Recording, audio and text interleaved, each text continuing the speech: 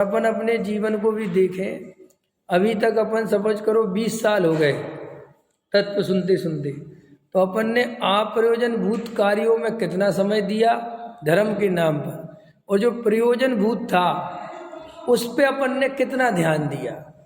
माने हमने संयोगों पे और अन्य अन्य में कितना समर्पण दिखाया और अपनी आत्मा के लिए कितना कम समर्पण दिखाया। तो टोडामल जी कहते हैं इसलिए तेरा मोक्ष मार्ग नहीं होता, क्योंकि जो प्रयोजन भूत चीज है उस पर तो तेरी श्रद्धा नहीं, उस पर तेरा ध्यान नहीं, और जो अप्रयोजन भूत बातें हैं उनमें तुम्हारी सारी ताकत लगी हुई है। लगी है कि नहीं लगी? तो वो कहते हैं कि भाई वहां से हटो और जो प्रयोजन भूत बात है उस पर हिसाब। सुमेरु पर्वत कितने वजन का है, कर्म की प्रकृतियां कितनी है? तो वो कहते साहब वो जैसा जिनेंद्र देव ने बताया है उसको शांति से स्वीकार करो, उसमें तुम अपनी बुद्धि मत लगा कि कर्म की प्रकृतियां 148 ही क्यों है, 147 क्यों नहीं है। जो है वहाँ केवली भगवान ने जैसा बताया उसको वैसा जानकर श्रद्धा करके छोड़ दो। लेकिन जो देवादिक है, जो तत्व का निर्णय है, वो तो जीव स्वयं कर सकता है। ठीक है नहीं, ये बात अपनी हो गई थी। इसलिए अपन को अगर वास्तव में मोह का नाश करना है और इस संसार की अवस्था दुख रूप लगती है, दुख भाषित होता है, तो हमें एक गहराई से विचार करना ही पड़ेगा कि मोह के नाश का सच्चा उपाय क्या है। मोह के नाश का क्या उपाय है बताओ रमेश जी, मोह का नाश कैसे करें? मोह के नाश का क्या उपाय है? बताओ बताओ क्या उपाय है मोह के नाश का?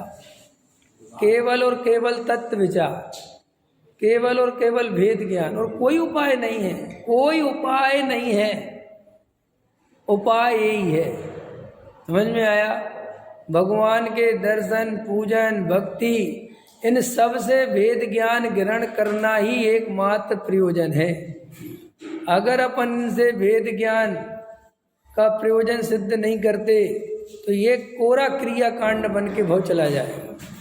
हर चीज के पीछे जितनी भी जैन धर्म में जो कुछ भी बातें हैं वे एकमात्र जीव जुदा पुद्गल जुदा इसके लिए है, और कोई उनका कोई अन्य कारण नहीं है।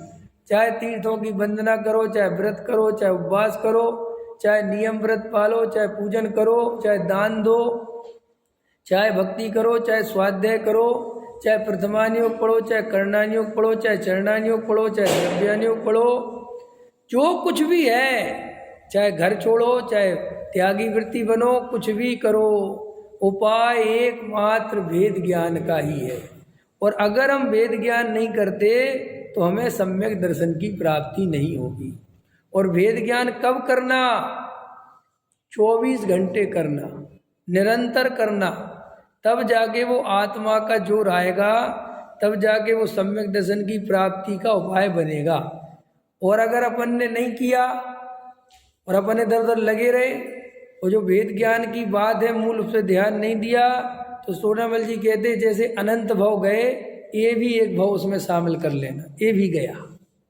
तुमने कितनी पूजा करी ये हिसाब नहीं पूछा जाएगा, तुमने कितने बार सम्य सागर के पहाड़ चढ़े ये कोई हिसाब पूछने वाला नहीं है। हिसाब सिर्फ एक ही बात का पूछा जाएगा कि तुमने भेद ज्ञान करा कि नहीं करा। ये समझ लो आप।